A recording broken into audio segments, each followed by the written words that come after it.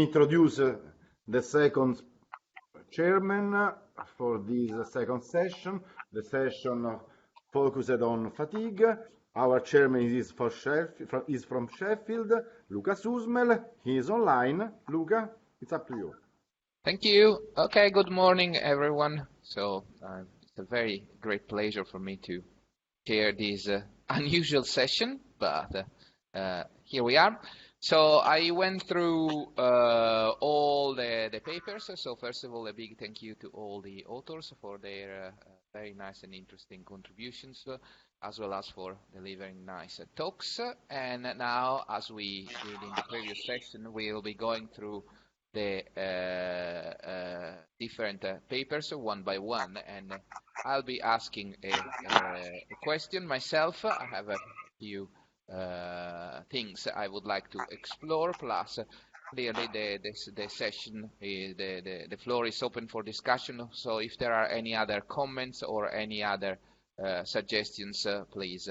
As you know, there is this file available, and for the authors, all my questions are uploaded already, plus there are some other questions which are going to be asked by other participants. So having said that, I would start from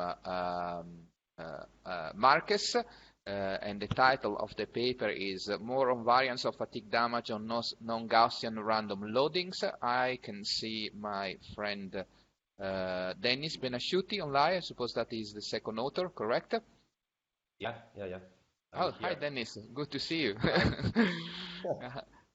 And okay, my question is about basically the characteristics of the signal, because in the past, when you use the variance concept, I've noticed that as we were changing the way the channels were filtered, so as we were removing points or interpolating points, the results we were getting by applying the variance approach were seriously affected by the filtering process. So my question is, considering your approach and the fact that you use the variance to define your damage, what is the influence of the characteristics of the signal in terms of estimating your damage? Yeah, but are you referring to the variance of the signal? Because, yeah. Because instead the method that we are proposing is instead more focused actually on the variance of the damage calculated from one time history. So in simple words, we have two types of variance. One is the variance of one signal, and of course this may be influenced by filtering out something say in the frequency domain. The second variance instead is the variance of the damage calculated from different time histories or different signals, which means, for example, that let's assume that if you measure a time history on a bicycle, on a vehicle, under virtually identical conditions, you would get different damage values, even if you are pretty sure that you are almost identical condition. So you have some uncertainty, some variability. So this is the variance we are talking about, is the variability of this damage. Okay.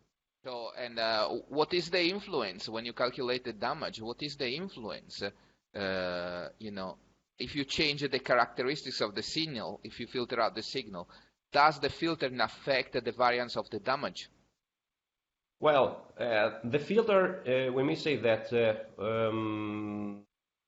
the signal we are talking about is a very specific one. It's called a narrow band. So to what extent it is already filtered around a well-defined frequency, which means that a typical example is if you have a vibrating or resonating structure. So our attempt, let's say, our theoretical model is mainly focused on this type of signal. Of course, it's not very general, but it's just a starting point. Okay.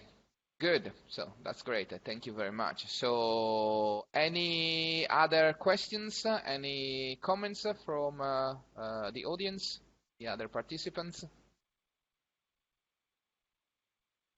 No. Okay. So it's all good then. Thank you very much, Dennis. And now we can move to the next presentation. So I see that as a corresponding order Aguagliaro, and so they basically use acoustic emission, and my question is, can you, with your technique, can you detect the position of the crack? And in particular, when you have the notch, you have the crack initiating probably at the midsection of the specimen, more or less, and the crack propagates along the notch tip. So can you follow that process, understanding also how the crack is propagating? Thank you, Chairman. The first answer is yes, we can. And that's why we employ two sensors located on the specimen. We gave as input data propagation velocity of guided waves, and so the post-processing software was able to detect the coordinate along the specimen at which acoustic emissions were originated. So the first answer is yes. The second answer is we cannot follow exactly the development of the crack, but we captured each acoustic phenomenon that was located inside a zone from minus plus 5 millimeters from the notch. So we assumed that these phenomena were mostly located at the notch tip, and the onset and evolution of the crack was the principal cause for acoustic emission. But we caught each acoustic phenomena inside that area. Okay, good. Thank you very much. Clear answer. Thank you. So basically you can follow, mainly you can detect the initiation, and it's more problematic to follow the subsequent propagation phase, correct? Yes. With that yes, technique. It is. Okay. Yes, Okay. And what is the minimum size of the crack you can detect overall? We stopped the test just after the initiation of the crack. So we captured the onset and the first development of the crack that was some way forced to born in that area because we have machined notch. So we forced the crack initiation in that area. Yeah, but my question is, what is the minimum length of the crack you can detect? Like 1 millimeter, 0.1 millimeters, 10 millimeters, I don't know. So what is the when your sensor starts reacting in terms of length of the crack? The sensors are always capturing acoustic phenomena. Just in the previous phase of evolution of the damage. So we capture acoustic phenomena also before the initiation of the crack. And once the crack appeared, we immediately stopped the test. So we focused on the onset, on the very first step of crack initiation. And what is the length of that crack, of that very first step? What is the length? In the case of the notch 1, which is the less severe notch, it was almost 1 millimeter. In the case of the in the case of the through notch, it was more. It was larger because it interested all the section of the specimen, so it was a larger crack that took all the section. So they Okay. were of two different sizes, actually. Okay. Okay. Very good. Thank you very much. So Thank you all. from the audience, any questions, any comments about this paper? Okay, if not, we can move to the following paper. Okay, I think that the corresponding. So thank you very much, guys. So Thank you. then Thank you all. then the next paper is about T-stress and cruciform specimens. So and the corresponding author is Baptista. And Yes, hello. hello, are you there? Okay, hi. So Yes. my question is, different materials show a different sensitivity to the degree of non-proportionality of the applied loading. This is what we learned many, many years ago from our friend Morris Sonsino. So this means that you cannot come out with a general rule when it comes to the effect of the non-proportionality of the loading. Can your model capture data? And what is in this context the role of the T-stress then? Yes, hello, good morning, everyone.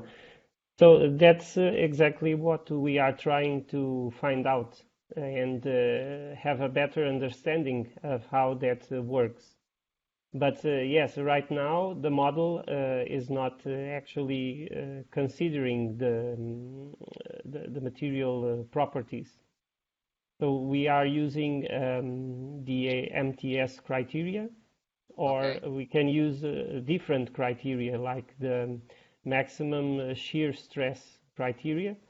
And we will start very shortly with experimental tests, and we are going to compare steel versus other materials like, for instance, magnesium, which will show quite different properties when subject to non-proportional loading. But our ultimate goal is to develop a model that will take the material properties into consideration.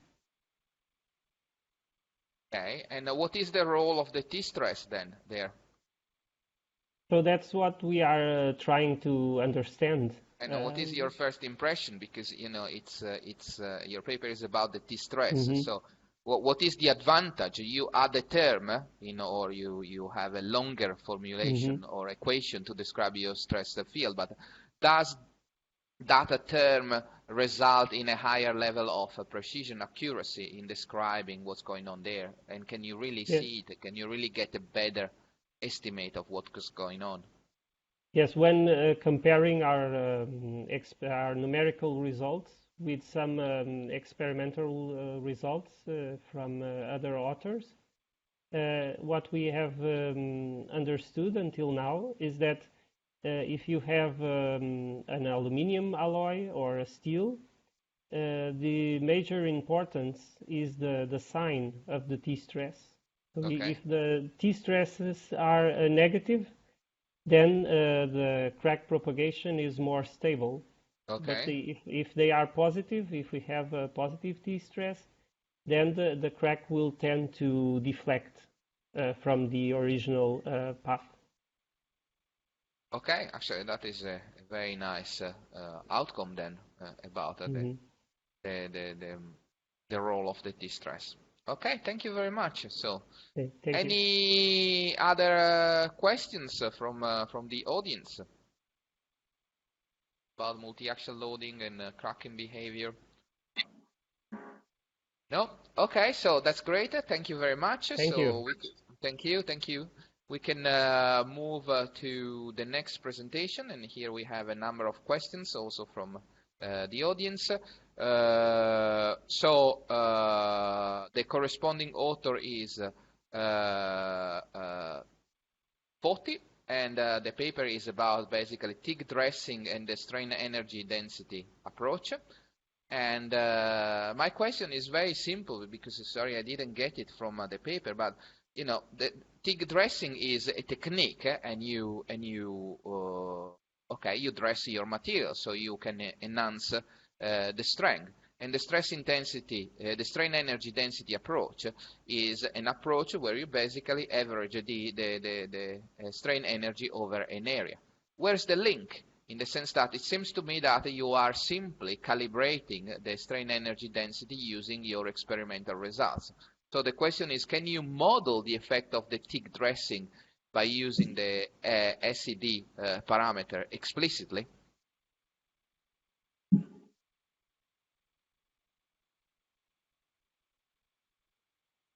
Is one of the authors there? Poti, Roberto, Filippo, are you there? Sorry, I'm here. If I understand your question, you are asking if I'm able to model the effect of the tick dress instead of the effect of the geometry. I simply considered in my paper the effect of the geometry modified by this technique through the said method. So basically, you use a different... the effect of the... Yeah. Okay, so basically you use a different calibration curve. We tried to think if we were able to consider this the effect of this technique through the standard said cycle curve. But have you used the unifying curve, which was proposed a few years ago to summarize the fatigue behavior of welded joints to post-process your data? Or do you need to come out with a new reference curve, taking into account the fact that you are dressing your material somehow? You are post-treating your material. Yeah, for the data that we had and that we presented in this paper, it seems that the fatigue test fit with the previous with the previous design curve. So that's quite surprising. So this means that there is no point in terms of strength in TIG dressing a weld, correct? Because if you can use the previous curve, there is no point in spending money to do the final TIG dressing, because you get no improvement. No, there is an improvement because the value of the set that you can obtain treating the joint with this technique is lower than the value that you have when you have the as welded geometry. Okay, so you cannot use then the standard curve to design those joints. You need a different reference curve. No, I can use that curve. And I don't know but if you don't change it, sorry, I'm lost, because if you don't change the reference strength, this means that you're assuming that the strength of your material is not affected by the TIG dressing. I would expect that you use a kind of enhancement factor to say, yeah, my material is stronger and better because I'm using the TIG dressing. So, indeed, the TIG dressing usually affects the geometry of the weld, going to eliminate the sharp notch at the weld toe. So you, by modeling the weld toe explicitly, you can okay, yeah. now it's clear. Okay, thank you. So here I see that Dario Santonocino has got a question. Is Dario online? Yes sir. Hi Dario, please ask your question. Okay, so I would ask to Pietro if the value of the row radius significantly affect the joint fatigue life. Okay, thank you for your question. Does he carried out a sensitivity analysis on the value of the radius of the toe in the fatigue life? Okay, thank you for your question. Of course, the value of the toe radius would affect the fatigue life, and however, it is difficult to state how much the radius affects the fatigue life, and this is due to the fact that the fatigue life would not depend only on the welding geometry, but the technique would have also some effect on the fatigue life, in particular going to bigger radius. If we think to this particular technique, it remelt the materials at the weld tool, and in particular, if we have a very big radius, this could affect more the welding. But of course, there is an effect on the fatigue life. And anyway, if we consider, I can state for sure that small radius have almost no effect on the fatigue life in very small radius. Okay, thank you for your. Thank you. And now we You're have welcome. another question from Andrew Griguch. So is Andrew online?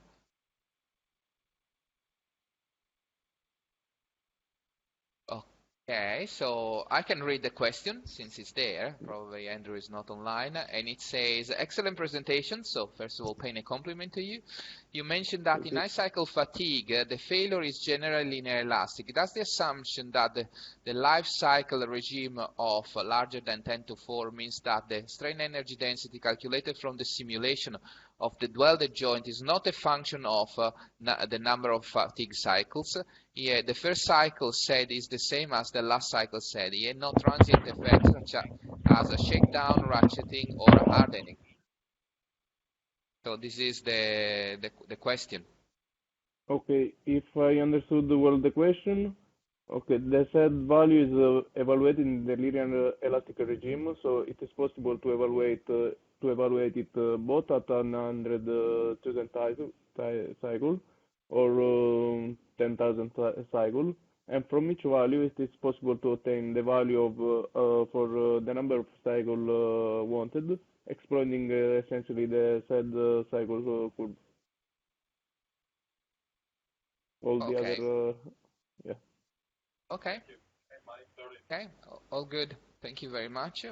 And any other questions?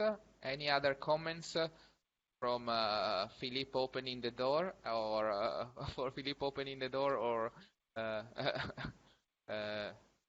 for the authors? Yeah, No? sorry. All good?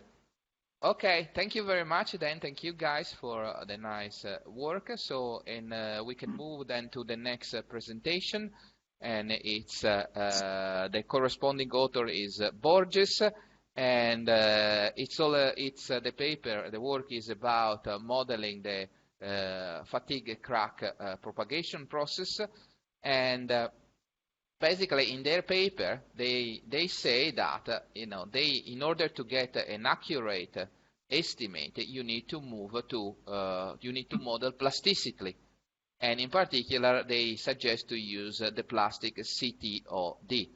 And my question is, there are two questions basically. The first is, are the linear elastic solutions so inaccurate to justify the fact that you need to move to something which is much more complex and involving plasticity? And the second question is, can we use in the end the CTOD approach, plasticity, to assess real components with complex geometries? Because I think that I'm not surprised that you can make it work with the CT specimen. But what about the real component, a real structure containing a crack?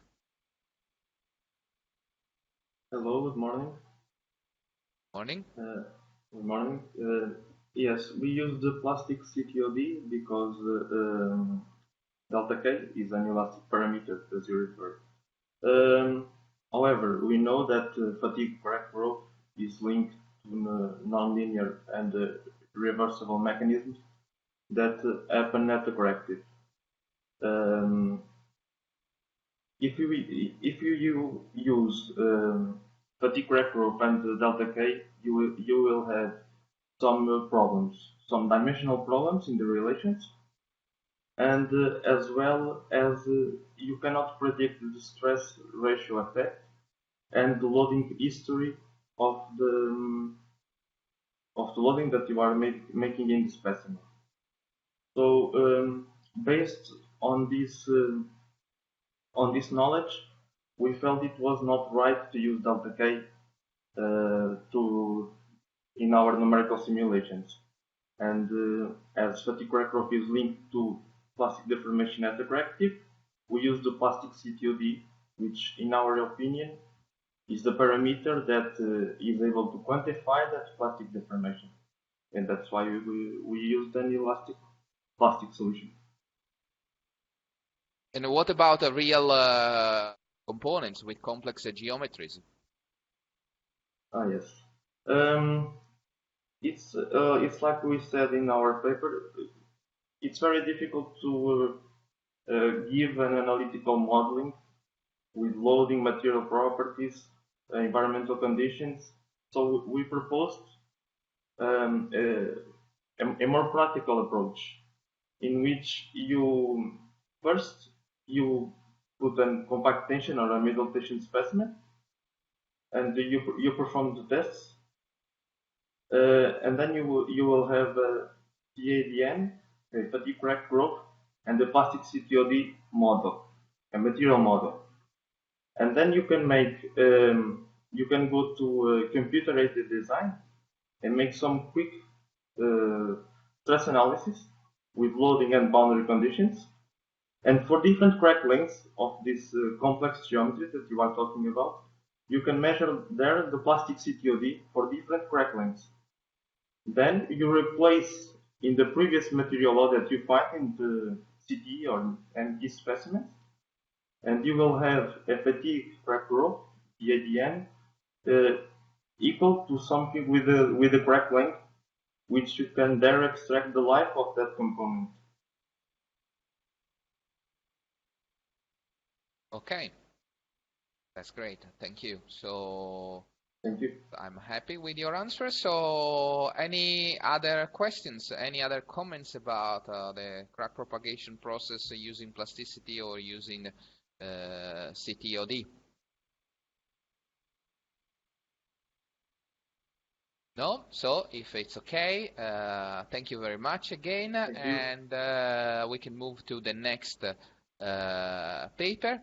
So the corresponding author is Parente, and it's the paper is a review of the fatigue behavior of composites materials containing graphene. Okay, is Parente there? Yes. Hi.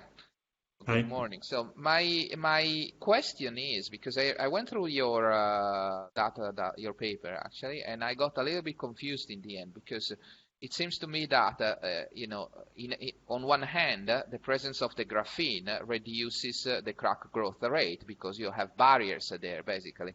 But at the same time, the presence of the graphene favors the crack initiation process because you have a localized stress concentration phenomena. So you have this these two counterbalancing effects. So in the end, what is the overall effect? Is it good to have a graphene or not? The overall effect of graphene is good, as long as the mixture in the resin, in this case the epoxy resin, for example, is satisfying. This means that you must have a good dispersion in the resin, in the case the resin, such that the effects of the crack initiation is not enhanced. So if you have a bad dispersion, you can create agglomerates that will act as initiation points in the graphene, in the fatigue initiation, in the crack initiation. Sorry. Yeah, and compared to the resin as such, what is the increment in terms of fatigue strength you get by adding graphene? The addition of graphene in the epoxy resins increases the mechanical properties of graphene in such a way that you have increases of about between 40 and 200% in some cases in the fatigue life of the material. Okay, so we are not talking about an order of magnitude, but a quite remarkable increment. Okay, that's great. Thank you very much. Okay, so that was my question. And any other questions about this paper from the audience about graphene and fatigue? No? So if not, okay, we can move to the next presentation then. So thank you very much then. Thank you. And now the next presentation is about fatigue, or the next paper is about fatigue properties of 3D printed materials, and the corresponding author is Santo Nocito. And my question is, what is the influence of the raster angle on the heat generation? Okay, thank you, Mr. Chairman. And this is a preliminary result paper, so the main aim was the application of the static thermographic method for the first time in 3D printed plastic material. But it is an interesting question, and further development will take into account this kind of correlation, given the fact that in this case the specimens were printed along the XY plane, and also the printer has different printing profile with several mechanical characteristics. So in further experimental test we will investigate this aspect.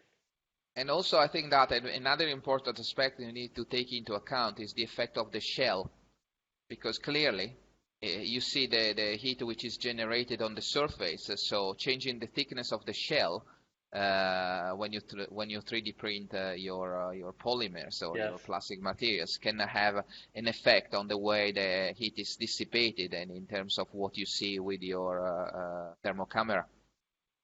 Yes, it severally affects the generated heat and how it is dissipated along the surface. So thank you for your suggestion. Okay. Good. So here we have two other questions from Andrew Griguch. Is Andrew online? So he asked the questions, but he decided not to attend the section. So I'm reading his questions. So maybe you can access them via the spreadsheet that has been shared by Francesco. So he says, slide number 7, using the DIC technique to measure strain, did you observe any inhomogeneities in the strain field that would have been indicative of a subsurface defect such as the large pore you show in slide 11? No, because the failure mechanism was ductile, but with little plastic deformation. So there wasn't an evident deformation in the strain field assessed by the DIC technique. But I think it is an interesting observation because I think in more ductile materials this could be assessed. Okay. And the other question from Andrew is slide 7. He says, he asks, did the thermal method of measuring damage via the IR camera correspond well the strains that were measured via DIC? Could you incorporate the fatigue test to include both? Okay, so with the static thermographic method, we assess the stress level at which there is a deviation from the linearity of the temperature signal. So given the fact that it is a stress-controlled phenomena. We don't correlate with the strain, and also the Lord Kelvin formulation is a stress formulation, and the fatigue tests are carried out also in stress control, but maybe in further study we can consider also the influence of the strain in this process. Okay, thank you very much. So, any other questions? Any other comments from the audience? Don't be shy. Yes. Can I Please. ask a question? Yes, please. Yes. Hello, Dario. So thank you for your presentation. Maybe it's my fault and I didn't get what was the frequency that you have used on your fatigue tests, and what do you expect in terms of the influence of the frequency of the fatigue tests on the final results? So the fatigue tests were carried out with a frequency of 3 Hz. Okay, and because we made several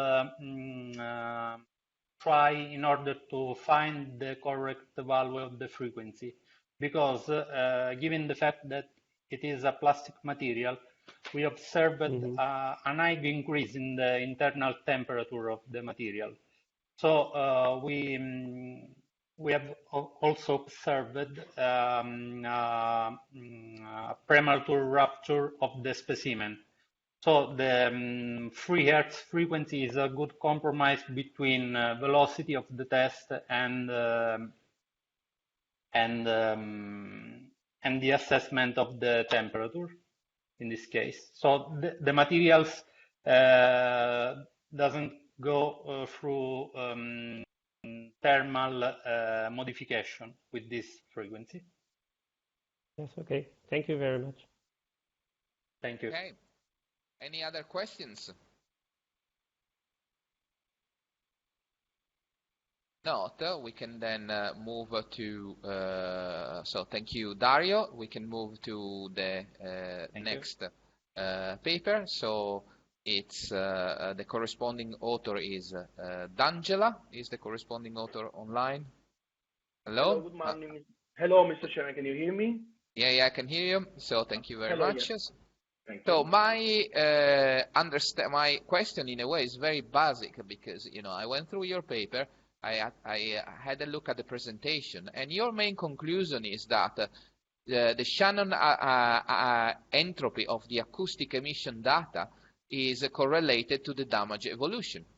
Fine. Why? What is the physical meaning of the Shannon entropy of the acoustic emission? Okay, thanks for the question. And it's So my fault actually, for sure, because I don't know what is the no, Shannon no, entropy no. of the acoustic emission. No, actually, the Shannon entropy, I'm not very expert in the field because actually it's more mathematics, but I see that it has been widely applied in engineering for the assessment of the disorder. In fact, the information formulation of the entropy provided by Shannon actually is computing the a form of disorder that, in the case of the acoustic phenomena, is quite well correlated to the damage, and few recent papers proved that actually there is a clear correlation between the disorder, the information disorder, and the damage. So the next step is to apply this theory to this let's say phenomenon, to the acoustic emission. In this particular case, the damage correlated to the fracture and the fatigue. So since fracture, the fatigue crack propagation in this case actually, since the fatigue damage produces a disorder in the microstructural condition of the specimen, this disorder, is computed according to the Shannon formulation. So from the Shannon formulation, we can go through the disorder and identify the damage. This is the idea behind that. Obviously, this is a preliminary study, but there are few recent studies that already demonstrated this, let's say, phenomenologic correlation between the damage and the acoustic waves through the disorder estimation. I don't know if my answer was clear. But is there any physical link between the two? Actually, it was proved that even with regard to the acoustic emissions, the acoustic entropy is a part, an aliquot of the thermodynamic entropy. So there are some studies who are deep in the physical correlation, but we applied the technique as an information theory. So actually, this is a preliminary study, but we are basing our research on the evidence. So we are more empirical, let's say. Obviously, there will be a time in which, we will go through the physical, the deep physical, but actually there are already studies that are correlating the physical entropy, so the thermodynamic entropy and the acoustic entropy. But our aim is, to use this technique that is already used in mechanical engineering and other engineering fields and apply this to the acoustic field. Okay, that's great. Thank you very much. Thank you for your question. Any questions from the audience? Any curiosities? Okay, so if everyone is happy, if everything is clear, thank you very much, and we can move to the next paper, which is a paper about the plastic behavior of 7000 series aluminium. The corresponding author is Nogueira. Is the corresponding author online? No, Felipe is not able to be here today. I'm working in this name. Okay, that's good. So we have a representative then. So my question, there are initial question is, I saw that in terms of mainly softening, you have different responses, and I was wondering, if I get a commercial FE code like ANSYS, for instance, and I want to model the cyclic response of the aluminium you investigated, what are the assumptions, the models I should be using to be able to recreate that specific, very specific elastoplastic behavior under cyclic loading? I don't know how to respond correctly in that question. We made a test with the elongation of the aluminium, but to obtain the same results with ANSYS, I never used the ANSYS, and I cannot give you or a commercial software. In the end, we are talking about how do you balance kinematic hardening, isotropic hardening. Do you need to use any other incremental rule to model the elastoplastic behavior? In terms of really modeling, ANSYS was just an example, but in the end, when we use these FE codes, what we do is defining a constitutive law based on the elastoplastic behavior of the material. So what would you do to model your material? I don't know how to respond to you about that. That's fine, no problem at all. So, but we can then move to another question asked by Andrew Griguc, and I suppose that Andrew is not here anyway. So, Andrew, are you here? No. So the question is, he says, your testing was a strain control. However, you see a very pronounced transient mean stress behavior when moving between loading levels in test 8. Here we're moving from an amplitude of 1.25% to 0.5%. Does 7075 aluminium exhibit very pronounced cyclic yield asymmetry between tension and compression? What is the source of this mean stress generation at a 0.5% strain amplitude? Sorry, can you repeat? Okay, the first question is, you see a very pronounced transient mean strain behavior when moving between loading levels in test number 8. Yeah. Does your aluminium show an evident yield asymmetry between tension and compression? Yes, in that test we made a test with some asymmetry. In the first step, we load the symmetric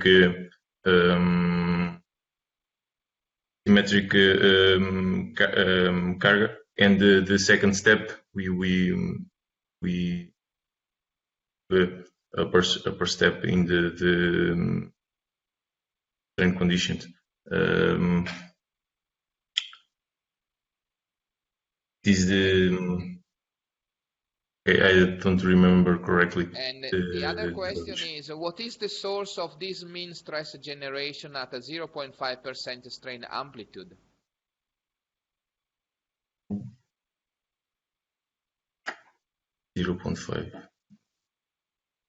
Are you still there? Yeah, the question is, what is the source? Yeah, of the mean stress generation at a 0.5% strain amplitude.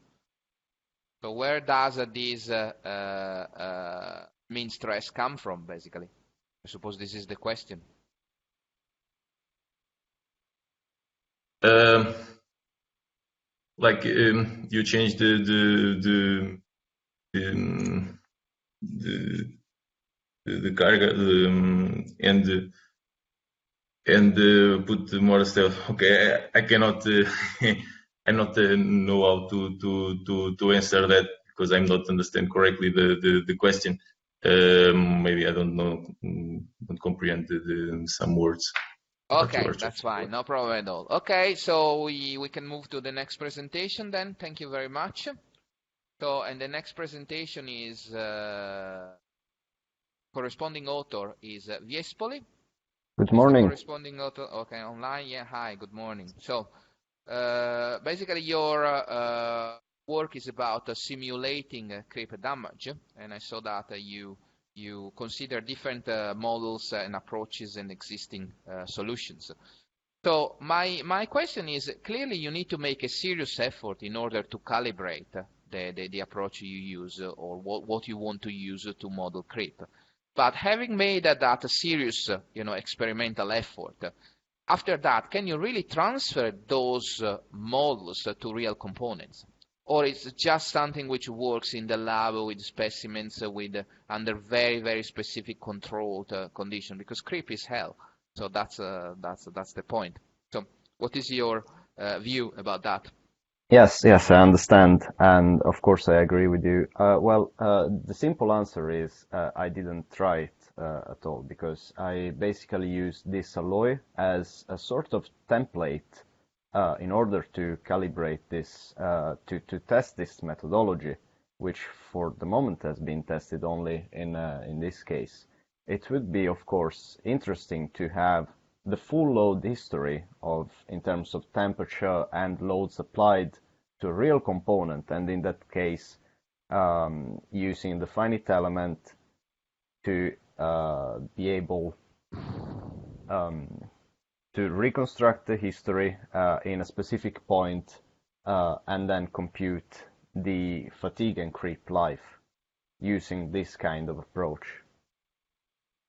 But basically, I think it should be possible, because what we have in this case is the generation of an array of fatigue curves at different temperatures from a base curve and data which regard the cyclic and creep behavior of the material.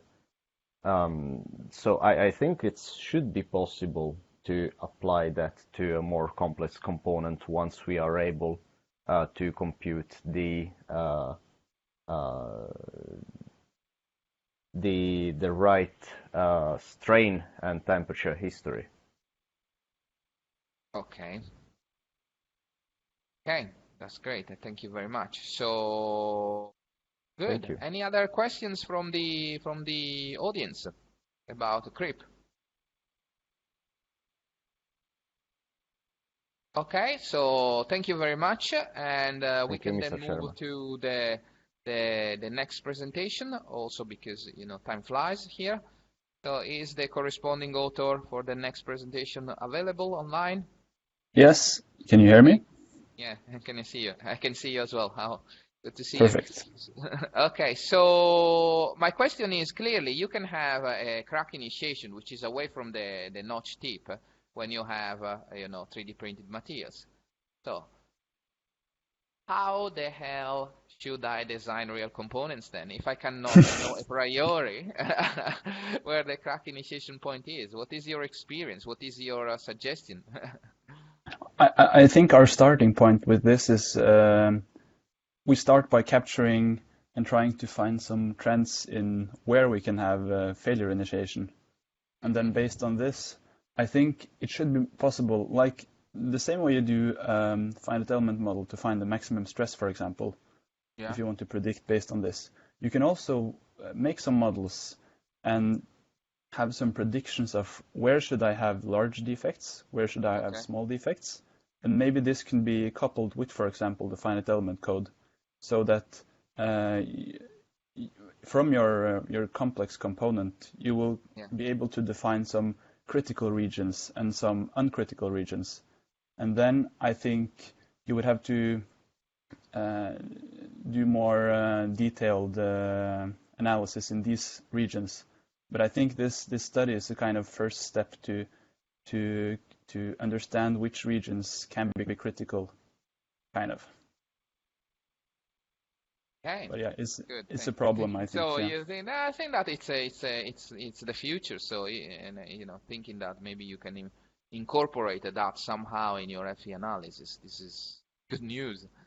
So we have here two questions. Maybe we have. So we have here two questions. Of course, the same from the same person, but Andrew is not online. So the first question is, what is the reason why you have more surface roughness in the downskin region versus the upskin regions? Okay, this is because of the way we are printing. Because there is a powder bed, and then there is a laser going over it. And then if there is material below, it's, easier to fuse the powder and transfer the heat. While if we're trying to print in the air, kind of, or just in the powder, we will not be able to, the powder or the melted powder will not be able to be fused to the component. And then we will have these kind of defects in surface roughness. Okay.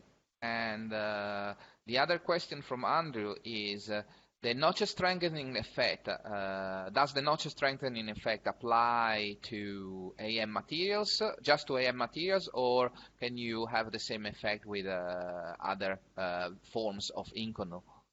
This is, of course, for all materials that are sensitive to shear loading or to shear deformations.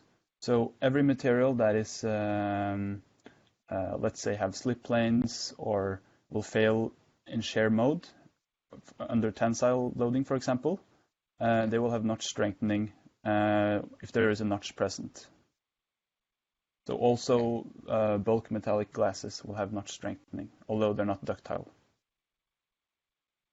Okay, that's great. Thank you. So any questions from the audience? Any other questions? Any other comments? No, if not, so that's great. Thank you very much, and we can move to the last paper of this session. Is the corresponding author Renzo here?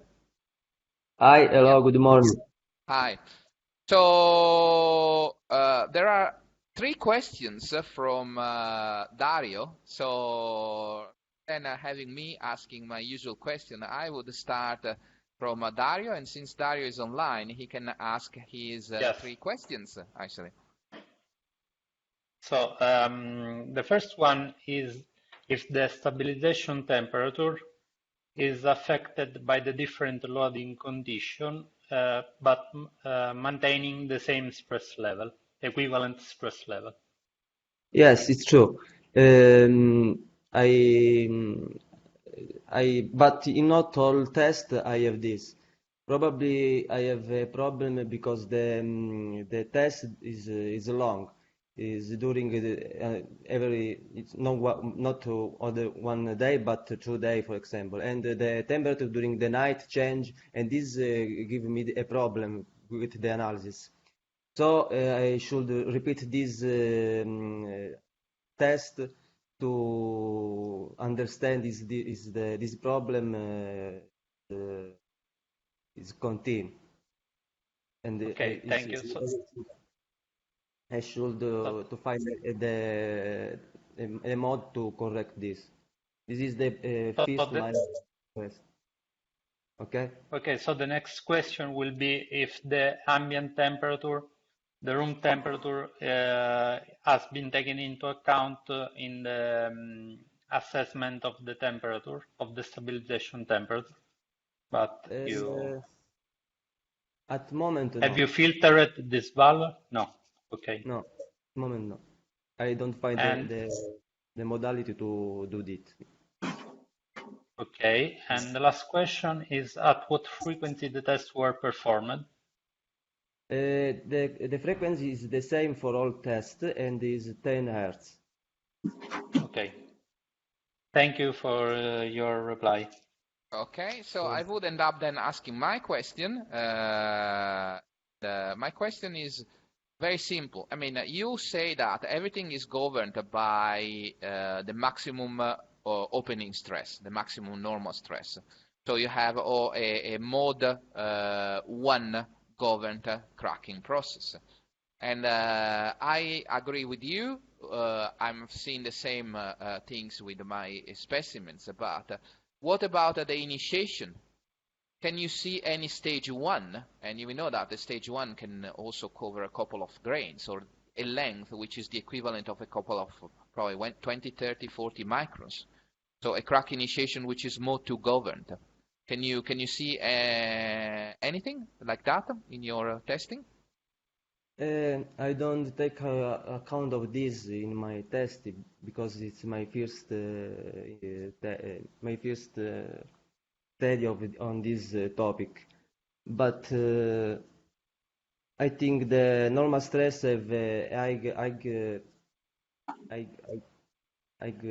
it's a dominant in all tests. Okay. Okay. That's great. So any questions from the audience? Any other comments about the multi-axial fatigue behavior of this 3D printed metal? If not, I would like to thank you all the corresponding authors for answering the questions first. I would like to thank them for their nice papers and presentations. And of course, a big thank you to all the people attending this session. And I suppose that now it's we are having a break, so I would a short break. Thank you so much. And Thank I would so pass much, Luca, the ball to Francesco. Thank you so much for this great session. Really interesting and very well chaired. Thank you so much. And yes, we have 4 minutes for a little break. Enjoy your coffee, and we will start the third session at 11 o'clock. See you later.